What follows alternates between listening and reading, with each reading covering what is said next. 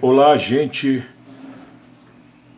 Nós estamos agora, vamos dar continuidade à nossa segunda aula sobre a história da Grécia, sobre a Grécia Antiga. E como na última aula eu pedi para vocês assistirem a esse vídeo aqui, deixa eu voltar. Esse vídeo aqui que é o vídeo, uma parte de um vídeo, né, que marca, pegar aqui a caneta, esse vídeo aqui que mostra um pouco da Guerra de Troia, né? E também eu pedi para que vocês assistissem um outro vídeo que é um documentário sobre a Guerra de Troia, né? Por que que eu estou pedindo isso? Porque falei para vocês que boa parte do que se sabe hoje da história da Grécia é baseado, né, em dois poemas que eram narrados por este autor aqui chamado Homero. Lembrando que este poeta, né, poeta grego, ele era cego, tá? E ele narrava, foram atribuídos a autoria a ele, né, de dois poemas épicos, tá? Dois poemas épicos. Um era chamado de Ilíada, tá? E esse Ilíada aqui narra exatamente a Guerra de Troia. Quando você assiste este documentário aqui, tá? Você consegue entender um pouco a respeito da Guerra de Troia, tá? E o outro é a Odisseia, né? Que narra a volta do rei Ulisses para a sua terra natal, chamado Ítaca, tá? Esse Ulisses aqui, desse outro poema, tá? Ele desafia um deus grego, que é o deus dos mares, chamado Poseidon, e Poseidon faz o rei Ulisses ficar navegando pelo mar durante 10 anos. Tá? São muito interessantes esses dois filmes aqui. Se vocês puderem assistir no YouTube, tem. Parece-me que Odisseia tá no Netflix, eu não sei, mas seria interessante, tá? Bom, na aula de hoje, eu falei para vocês que nós iremos destacar apenas duas cidades gregas, tá? Atenas e a cidade de Esparta, tá? Primeiramente, nós vamos ver a cidade de Atenas, tá? A cidade grega ateniense. Bom, aqui não tem como vocês lerem, né? Porque o slide ele está com uma fonte muito pequena das letras, mas eu vou ler para cada um dos senhores, tá? Bom, quando eu falo em Atenas, eu estou colocando aqui que ela foi o palco da democracia e filosofia, tá? Quando falamos em democracia, o que é democracia? Democracia é uma forma de governo.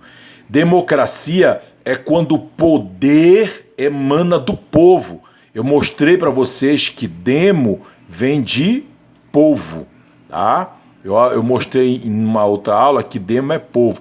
E cracia vem de poder, então é o poder nas mãos do povo, tá? E é palco também da filosofia. Quando vocês estiverem no primeiro ano, vocês terão essa disciplina no ensino médio chamado filosofia. A palavra filosofia significa amiga do conhecimento, tá? Ela é a mãe de todas as ciências, é o pai de todas as ciências, tá? Todas as ciências começaram com a filosofia, através da famosa pergunta filosófica, o que é isto, o que é aquilo, e assim foram surgindo as muitas ciências que nós conhecemos hoje, tá? Bom, primeira pergunta que vem aqui, o que foi, tá? O que foi? Aqui diz o seguinte: a democracia ateniense foi um regime político criado e adotado em Atenas, tá? Olha que informação importante. Essa democracia que nós conhecemos, ela surgiu dentro da cidade-estado de Atenas, tá? Então, o palco da democracia grega foi a cidade de Atenas. É um dos motivos pelo qual nós estudamos essa cidade, tá? Vamos continuar. No período da Grécia Antiga, tá? Então, repetindo, a democracia ateniense foi um regime político criado e adotado em Atenas no período da Grécia Antiga. Ela foi essencial para a organização política das cidades-estados grega, sendo o primeiro governo democrático da história, tá? Então, se tiver uma pergunta assim, qual foi o primeiro governo democrático da história? A tua resposta é essa. Foi, o governo de Atenas. Onde surgiu a democracia? Surgiu na cidade-estado grega de Atenas, tá? E aqui nós temos algumas definições para a democracia. Vamos lá.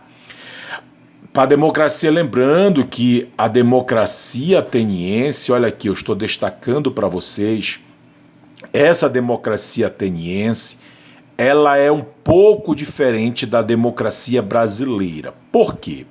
Porque a democracia ateniense, nós dizemos que ela é uma democracia direta, tá?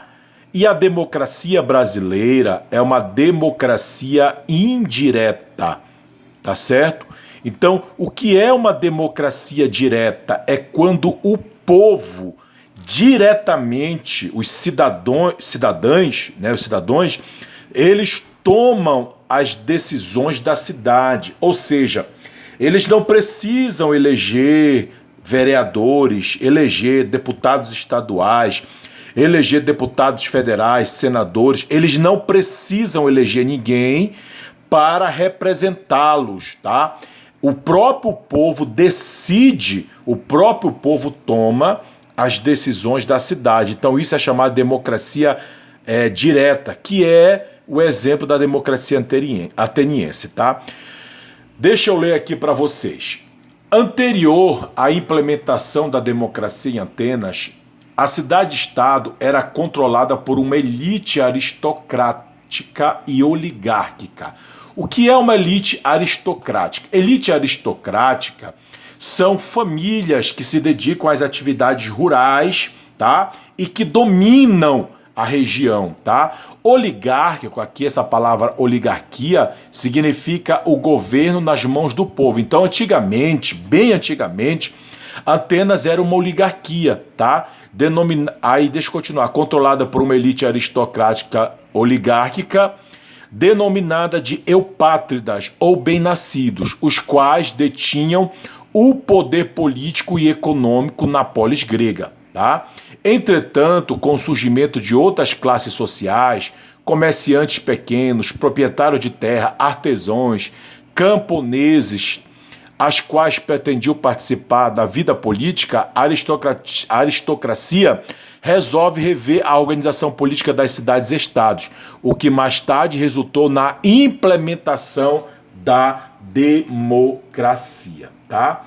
Então, nós estamos vendo com isso aí, tá? Todo esse processo aqui de implantação da democracia dentro da Grécia, mais precisamente dentro de Atenas, tá?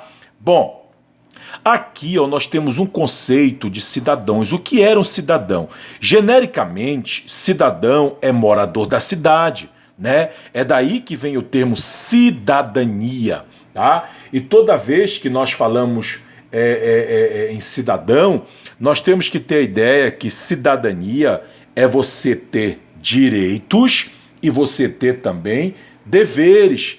Tem pessoas que interpretam de maneira errada, tem pessoas que acham que ser cidadão é apenas ter direitos, mas não. Ser cidadão é você ter direitos e você também ter deveres. Não adianta querer só ter direitos, você tem que cumprir também os teus deveres para que você possa, dessa forma, ser considerado um cidadão, tá? Vamos ver o que está dizendo aqui. Diante disso, podemos deduzir que a democracia ateniense não era para todos os cidadãos, sendo, portanto, limitada, excludente e elitista, tá? Estima-se que somente 10% da população desfrutava dos direitos políticos, dos direitos democráticos. Além de Clístenes, Péricles, deixa eu explicar essa parte aqui, tá? Essa primeira parte aqui que eu estou marcando aqui e vocês estão acompanhando aí nos slides, tá? Gente, a primeira coisa que nós temos que analisar é que a democracia ateniense, ela era uma democracia elitista, era uma democracia excludente, tá? Por que nós falamos que era uma democracia limitada, era uma democracia excludente? Porque a democracia ateniense, ela não abrangia todas as camadas da sociedade, tá? Por exemplo, para ser cidadão tinha que ser homem, nascido em Atenas e maior de 18 anos de idade. As mulheres, elas eram excluídas da cidadania ateniense. Por mais que a mulher fosse nascida em Atenas, por mais que ela fosse grega, por mais que ela fosse casada com um grego ateniense, a mulher não era considerada uma cidadã. Ela era excluída do processo democrático. Por isso que essa democracia ateniense, ela tem essas características, tá? Ela era excludente e elitista, tá certo? Aqui, ó, deixa eu ler essa parte. Além de Clístenes, Péricles deu continuidade à política democrática. Gente, esse cidadão aqui, ó, vou colocar o nome dele aqui, ó, Clístenes, não esqueçam deste nome. Clístenes. Quem é Clístenes? Clístenes é considerado o pai da democracia. Foi este cara aqui que, em tese, inventou a democracia, implantou a democracia dentro da cidade de Atenas. Então, quem é o pai da democracia? É este grego ateniense chamado de Clístenes, tá? E por isso que está dizendo aqui, ó, além de Clístenes, Péricles. Quem foi Péricles? Foi um outro líder ateniense, tá? Esse cara deu continuidade à política democrática de Atenas, tá? Ele foi um importante democrata ateniense que permitiu ampliar o leque de possibilidades para os cidadãos menos favorecidos. Por volta de 404 a.C., a democracia ateniense sofreu grande declínio quando Atenas foi derrotada por Esparta na Guerra do Peloponeso, tá? Gente, nós não vamos entrar em detalhes na Guerra do Peloponeso, porque esses assuntos aqui vocês verão no ensino médio com mais detalhes, tá?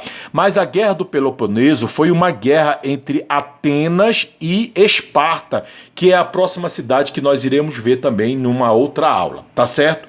Bom, para continuar, nós vamos aqui destacar as características da democracia ateniense, tá? Vou colocar aqui algumas características, tá bom? Da democracia ateniense.